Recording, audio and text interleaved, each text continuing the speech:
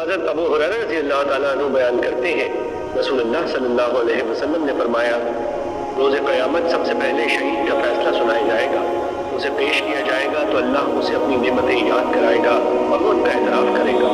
پھر اللہ فرمائے گا تو نے ان کے بدلے میں شکر کے طور پر کیا کیا؟ وہ عرض کرے گا میں نے تیری خاطر جہاد کیا حتیٰ کہ مجھے شہید کر دیا گیا۔ اللہ فرمائے گا تو نے جھوٹ کہا کیونکہ تو نے امداد شجاعت وصول کرنے کے لیے جہاد کیا تھا۔ بس وہ کہہ دیا گیا۔ پھر اس کے متعلق حکم دیا جائے گا تو اسے منہ کے بل گھسیٹ کر جہنم میں ڈال دیا جائے گا۔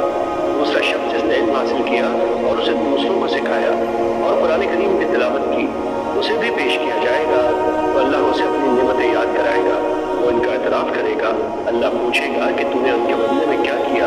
وہ عرض کرے گا میں نے علم سیکھا اور اسے دوسروں کو سکھایا اور میں تیری رضا کی خاطر قرآن کی تلاوت کرتا رہا۔ اللہ فرمائے گا تو نے جھوٹ کہا، البتہ تم نے علم اس لیے حاصل کیا تھا کہ تمہیں عالم کہا جائے اور قرآن پڑھا تاکہ تمہیں قاری کہا جائے۔ وہ کہہ دیا گیا۔ پھر اس کے متعلق حکم دیا جائے گا تو اسے منہ میں بل گھسیٹ کر جہنم میں ڈال دیا جائے گا۔ اور تیسرا وہ شخص جسے اللہ تعالیٰ نے مال و زر کی جملہ اقسام سے خوب نوازا ہوگا، اسے پیش کیا جائے گا تو اللہ اسے اپنی نعمتیں یاد کرائے گا، وہ انہیں پہچان لے گا۔ تو اللہ پوچھے گا تو نے ان کے بدلے میں کیا کیا؟ وہ عرض کرے گا میں نے ان تمام مواقع پر جہاں خرچ کرنا تجھے پسند تھا خرچ کیا۔ اللہ فرمائے گا تو نے جھوٹ کہا، تو نے تو اس لیے خرچ کیا کہ تجھے بڑا سخی کہا جائے۔ بس وہ کہہ دیا گیا۔ پھر اس کے متعلق حکم دیا جائے گا تو اسے منہ کے بل گھسیٹ کر جہنم میں ڈال دیا جائے گا۔